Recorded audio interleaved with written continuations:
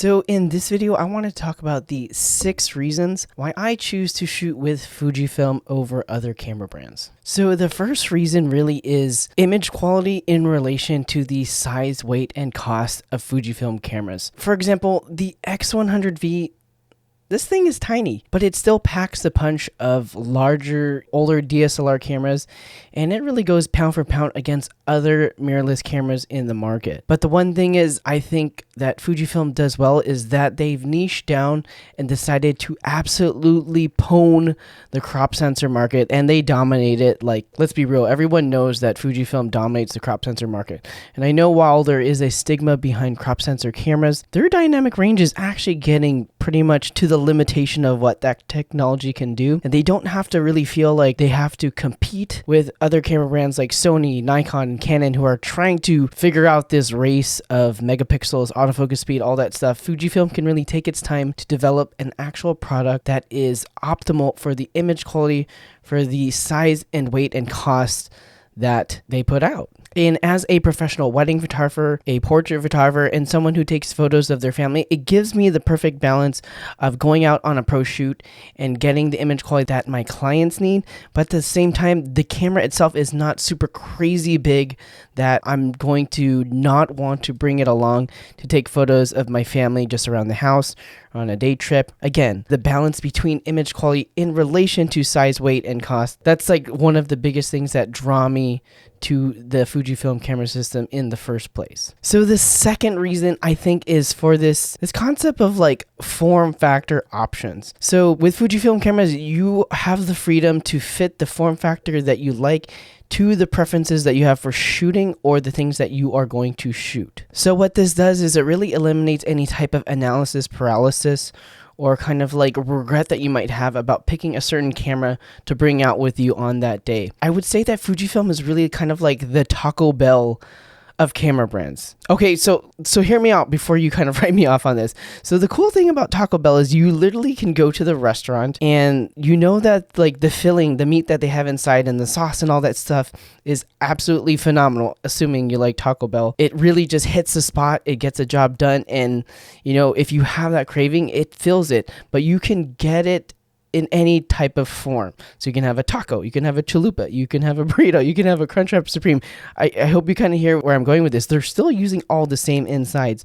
So the cool thing is the X100V, the XT3, the XT4, the XE4, the XS10, all those cameras use the same internals. They all have the same sensor, all the same processor, but you can have different types of shooting experiences, different types of feature sets to fit the photographer that you are, the videographer that you are, or the type of function that you want to do. If you want a small day trip camera that can shoot anything with just one lens connected to it, you got the X100V.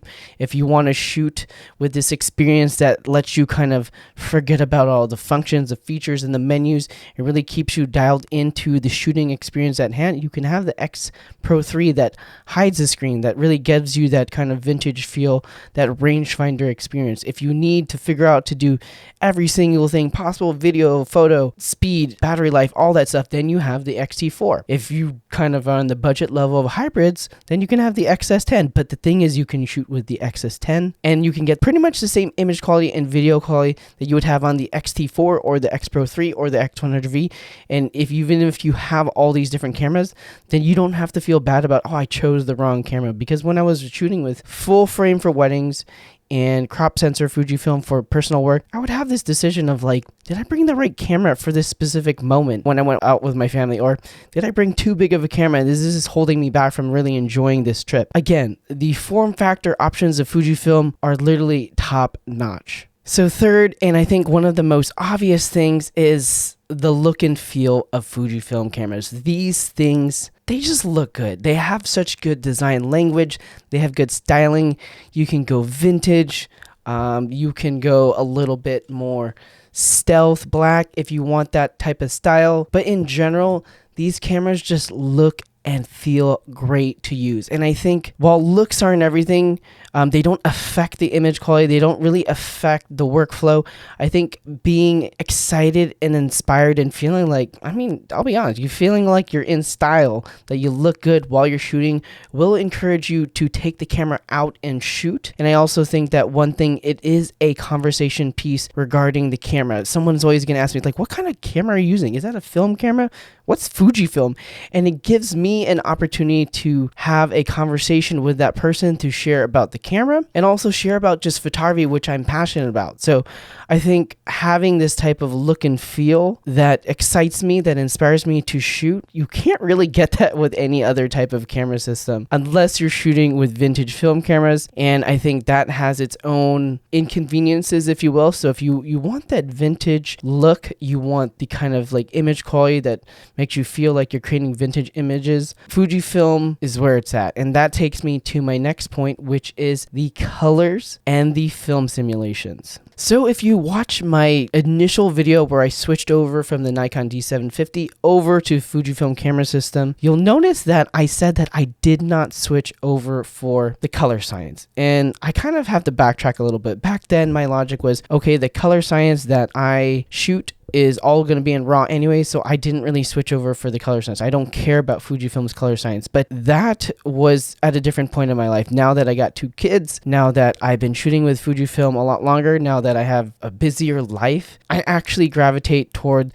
the Fujifilm film simulations quite a bit when I'm not working as a professional. So if I'm shooting content or I'm shooting photos of my kid, the classic Chrome, the Acros film simulation, that's where I'm at all the time. And I love using that because I can take a photo and it looks great. I can show it to my wife. I can show it to a client. I can shoot it over to my phone very quickly. I can share it on Instagram stories, or I can even just post it. Like if you check out my X100V 1-year review, I just show pretty much straight out of camera JPEGs for that entire video. And you know what? I felt a lot more free that I didn't have to edit all those photos.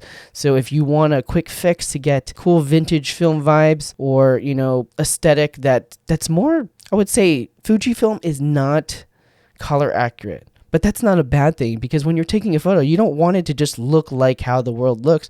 You want it to look a little bit better, a little bit prettier, a little bit cooler than actual reality. And Fujifilm gets you that. It just looks like that. And they've had that color science ever since back when I was shooting with the X100S. Me and my wife just said, like, hey, these photos they just look good in the JPEG previews. I don't know why, but I still shoot in RAW when I do wedding and portrait shoots. And I think the other thing too is with the Fujifilm kind of color science, the skin tones just don't require as much work to get in the right spot that I had to do when I was shooting with Nikon. But in general, the skin tones, if there's any errors with the skin tones that you notice in any of my work, it's probably because of my editing taste and not necessarily the accurate depiction of what Fujifilm skin tones look like in real life, because there's a lot of Fujifilm shooters out there and they're creating great work specifically within just like the color reproduction and the color interpretation of these photographers' styles. So film simulation, color science, I'm pretty sure like Fujifilm's on top as far as making aesthetically pleasing. I mean, Canon, yeah, they're a good contender. Sony, Nikon, yeah, I think we know where that argument goes. So the next point that I shoot Fujifilm is because of the lens lineup and just the options available. So initially, when I went to Fujifilm, I love the fact that all the lenses have aperture rings, or at least almost all of them. The aperture ring is a game changer as far as workflow, because I shoot in all manual. So having a dedicated aperture ring, ISO in the front, shutter speed on the back, makes it all awesome. I know they have the top dials here, but I actually don't shoot my cameras like that because I like to have all hands on the camera and I don't like to turn the ISO or turn the shutter speed. I like to just keep it all on the camera. But having that ergonomics of the lens, first of all, is just awesome, because you can notice that other mirrorless camera brands are trying to move over to this aperture ring style, but not all of them do it. Fujifilm, you don't have to worry about that. But also the lens options is pretty awesome, because first of all, again, crop sensor is really one of their main bread and butter, and then they have medium format, and you can't switch lenses between the two. So they're putting all their great engineering and design dollars into making these the best lenses. When you go to the Sony system, they have crop and full frame, which you can switch between those two different camera systems. So when they come up with cropped lenses, they're kind of holding back a little bit because they want you to move over to the full frame system. With Fujifilm, you don't have to worry about that. You can get a monster like this lens right here, the 50mm f1.0, and know that they're putting their greatest pro dollars into creating a pro lens for those who want the dreamy aesthetic, the pro level sharpness and all that stuff. But if you also want the option to go to the budget or to the travel or to the smaller form factor, you can get the 50mm f2. It's small, it's light, it's sharp, and it's got great autofocus. But the cool thing is you have both of those options. What type of camera brand do you know creates lenses that compete with each other? I think Fujifilm's the only camera system that's confident that they can put out a 50mm f2, a 56 1.2, and a 50 1.0 and still serve different parts of their market, because again, they're the only crop sensor. They're not the only crop sensor, but within their market, they're really competing against themselves and just giving their community and their users all these different options.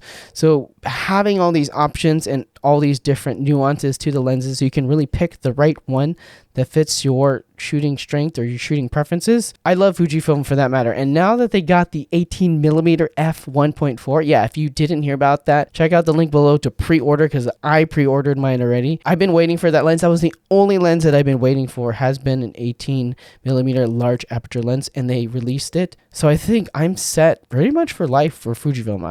I know I'm going to buy more lenses later on, but like for now, I think that is what's going to be my system. It's 18mm 1.4, 16mm 1.4, Fuji 50mm f1.0, and maybe a 23 f2 on the X100V as my 23 realm. I might have to let go of the 23mm 1.4. I'm sorry if anyone's going to get mad at me because you bought that lens. It's still a good lens. Just know that ever since I created my first lens review, I have always said that I prefer the 18mm focal length. So I have receipts for that. But yes, again, lens options. And the cool thing is the price point, while a lot of people in the budget tier say like, oh, they're too expensive, they're actually not that expensive in comparison to check out Sony glass, check out Canon RF glass. It's really expensive for their top tier glass, but you can get lenses in Fujifilm for a more accessible price for the pro market. So if you're looking to go pro and get the top of the line, and you're going between a top of the line Sony kit or top of the line Fujifilm kit, the price difference is pretty crazy if you can bring the skills over to back it up. I think that's the one thing. So the last thing that I'd like to say about why I still continue to shoot with Fujifilm for professional work, for my own personal work, or just in general, is because of the community. It sounds cheesy, but the people are what are keeping me here. I could switch to any other camera brand. I probably could, because you know what? Light is light, composition is composition, and you can really figure out how to change the controls of any camera if you spend a day. And you can learn how to edit in any other image. It's probably going to be easier because I don't have to deal with the Capture One Lightroom debate if I switch over to a different system. But I stay because of the people, the relationships that I made, the opportunities that I've had, the places that I've been able to go because of Fujifilm. And I've always started by just, serving the community. I wanted to share with the Fujifilm community what I'm learning about these cameras, and I've been able to get opportunities, returned, and that's super awesome. And I would be saying this even if I'm not a Fujifilm ambassador, but I would say because I've been a Fujifilm ambassador, I've met so many great people, and it's pretty dang awesome. And what I've noticed is that the Fujifilm community is one of the few communities that just likes to celebrate everyone. They keep pushing everyone up, encourage people, share what they know, teach all their stuff. If you look at any of the ambassadors that are sharing on social media and all that stuff, there's a lot of Fujifilm people always representing because they're just so passionate about what they do, the cameras that they use, and they're passionate about talking to other people about it, sharing what they know about it, and also just creating relationship with other like-minded creatives. And I think that's the main reason why I want to start teaching beginners about Fujifilm cameras, because the community that I can bring them into is a lot more friendly. It's a little less toxic. I've met so many people from New York, from the Pacific Northwest, from North Carolina, like John Branch, and all other YouTubers. I've had multiple live streams with different people. I can't ever imagine going to a different camera brand because of all the friends that I've made. I feel like some of them I've made for life, and that's pretty cool. So that's pretty much the reasons why I decided to shoot Fujifilm and why I still shoot Fujifilm for wedding photography, portrait photography, and just for my personal documentation work, and of course content creation like this. If you have any questions down below, let me know down in the comments. And I want to know, what is the main reason why you decide to shoot Fujifilm, or why you decide not to shoot Fujifilm, and why you hate the brand? One of the two, I don't care. Duke it out down below. Just be nice. Don't get too crazy in there. As always, be sure to subscribe if you haven't already. I make a new Fujifilm or photography video every week. I try to make it every week, but I haven't really been keeping up with it. But if that's too long for you, I really recommend you follow me at Instagram at ReggieBPhoto, because I'm posting new tips, tricks, and tutorials pretty much every single day. If you don't follow me on Instagram, your photography is going to be lacking. I'm leveling people up every single day, so be sure to follow me. That's it for me. Remember to get out, go shoot, and I'll catch you all in the next one.